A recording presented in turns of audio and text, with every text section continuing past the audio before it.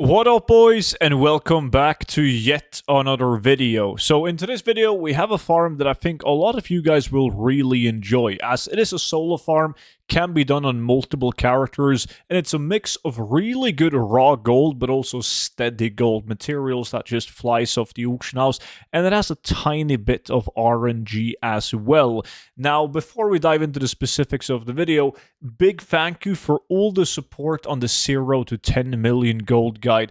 This gold guide features all the best tactics and methods that I personally use in order to achieve hundreds of millions of gold. Now, the best part about it is when you pick up the gold guide, you will get a lifetime of free updates. So that means whenever there's a new patch to Retail WoW or even a brand new expansion, I update the exact same gold guide with the new best methods, and I send that version to your email completely for free. So if you think that sounds interesting and you don't have it already, then check it out in the link down below in the description. Don't forget to use the discount code STUDENT and you'll get it for 50% off.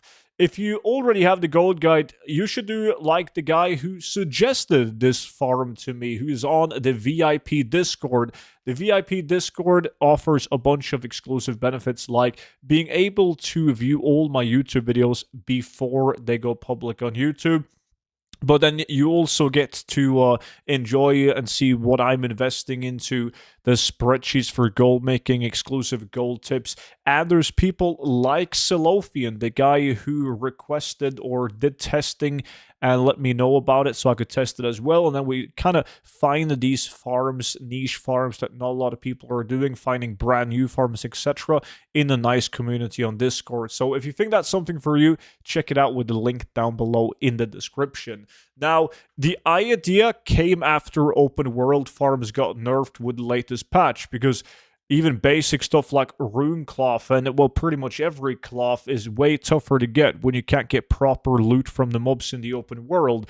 And that also includes dragonflight cloth, which you see it spike up drastically every now and then. I think if Blizzard don't fix this soon, prices are going to keep on going up because there's a lot of demand for these materials. Like, they sell by the thousands every single day. So I don't see these going down, and they're definitely going to keep on going up. I mean, I've been selling these until now for like 6 gold each, and right now they're sitting at like right above 8 gold each for Wilder cloth, which is absolutely insane. So instances aren't affected by open world drops naturally, so that means you get the same loot when you run instances. So Salofian, he first started by running this dungeon right here, Brackenhide Hollow in the Azure Span. He plays on a Death Knight, didn't have the full tailoring knowledge tree, as that's obviously going to be key if you want to do like a cloth farm, and the cloth is where the majority of your gold is going to come from. Then it's going to be key to actually be specced into tailoring so you can get more cloth, like bonus cloth, etc. So definitely something that you want to have when you do this farm. Now, the farm itself is simple. I was a clown and I didn't notice that I had the dungeon difficulty on heroic, so I did that to begin with, and then I switched over to normal dungeon on Brackenhide. And this was like one of the first test runs that I did. I wanted to pull every single mob in front of the first boss. And I noticed in this run that you guys are viewing right here that I was doing too much damage as I was pulling. It's a super easy dungeon to do on normal mode, on heroic as well, by all means.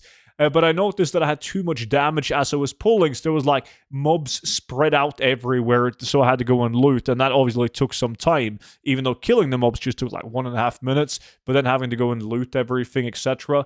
I couldn't manage to get out before the 2-minute mark had passed. But then, like, quickly after, I went in again with a different tactic this time, and I just pulled them with Sunfire, didn't do any Starfalls or like any AoE damage at all, and that was so much smoother, because then I was able to kill all of the mobs, the entire dungeon before the first boss, in just one big pile, so I didn't have to worry about running around and looting. And doing it this way, and I was easily able to pull all of those mobs, AoE them down, and then run out of the dungeon, reset, and go back in less than 2 minutes, which was awesome. Because that means that if you have characters on the different realms, if you have one on Silvermoon, one on Ravencrest, and one on Moonguard, you're able to run it 10 runs on each of those tunes because dungeon lockouts are realm-wide. So you can do a total of 30 runs in 1 hour quite easily. Lots of classes can do this. Now, loot differences from normal and heroic, there was barely any. I mean, maybe I felt like I got slightly more cloth doing it on heroic, but that also might have just been RNG. So I just kept on doing it on normal mode. And the gold was really, really good. I mean, you're talking about roughly like 1,000 to 1,200 gold in cloth, like in Wilder cloth, tattered Wilder cloth, the bolts as well, and then decayed Wilder cloth. And then you also pick up right above 500 gold just raw from just gold pickup. And then you also get a couple of like gray items that you can vendor. It doesn't bring in a whole bunch of gold, but everything adds up when you're doing this many runs an hour, meaning that you make anywhere from like 1,500 to 1,800 gold like per run. So if you have tunes, 3 tunes on different realms, you can even just make level up alts to do this farm specifically and give them tailoring. You're able to make a lot of gold doing this. We're talking like 45 to 50,000 gold an hour in steady gold. No RNG involved whatsoever. And you can also get some RNG items. There isn't that many, but you can get like this one, like a leatherworking pattern for the null tent, and sell that on the auction house to craft the toys. But like, you shouldn't count on any RNG. That would just be bonus. And if a lot of people start doing this farm, these are going to be almost worthless on the auction house. But super, super solid gold farm. Really like this one, and I know that a lot of people in my community love to do farms like this where they're able to gold farm completely by themselves in an instance. Class doesn't really matter. You can do it on a Paladin, Death Knight, like any tanky spec. You can probably just... They're easy to kite and they don't have that much HP. So I'm pretty sure most classes in the game, if not all classes, could easily do this farm. But you got to make sure that you have tailoring and that you spec your tailoring into cloth collection, because you get more cloth from each point you reach, and you also get the option to get bolts and get like specialty cloth. The specialty cloth in this case being the decayed Wilder cloth. But that one specifically isn't going to make or break the gold per hour. It really, really won't. But you want to be able to get bolts and just more cloth drops as you're doing the instance. But that was pretty much it for today's video. So big thank you to Solofian for bringing this to my attention so I could go and help him and test out.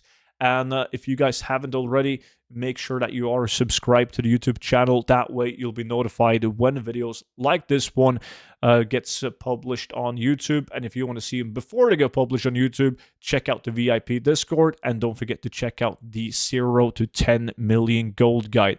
Appreciate you all watching, and I will see you all back in at tomorrow's video. But until then, bye-bye.